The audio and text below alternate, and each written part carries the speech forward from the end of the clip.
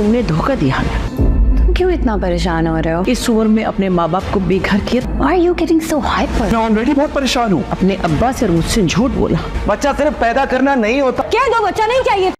रुबाब कहीं वापस आ जाना, अपने अकाउंट्स को फ्रीज कर देना। ये हालात है हमारे बच्चे रखने वाले। एपिसोड में आप देखने वाले हैं कि माँ को यह बात मालूम हो चुकी है अदिल ने उनको धोखा दिया है और धोखे से ही उनका घर बिकवा है। अब वह बेघर हो चुके हैं, इसीलिए वह अदिल से बात करने के लिए आएगी और अदिल से आकर कहेगी, तुमने हमें इतना बड़ा धोखा दिया है, तुमने हमें इस उम्र में बेघर कर दिया है, तुम्हें जरा सी भी शर्म नहीं आई अपने माँ बाप को इतना बड़ा धोखा देते हुए। अदिल पहले ही रुबाब की वजह से काफी ज्यादा परेशान होता है। वह अपनी माँ पर गुस्सा करता है और अपनी माँ से कहता है, मैं पहले ही बहुत ज्यादा परेशान हूँ और आपकी बातें मुझे मजीद परेशान कर रही हैं।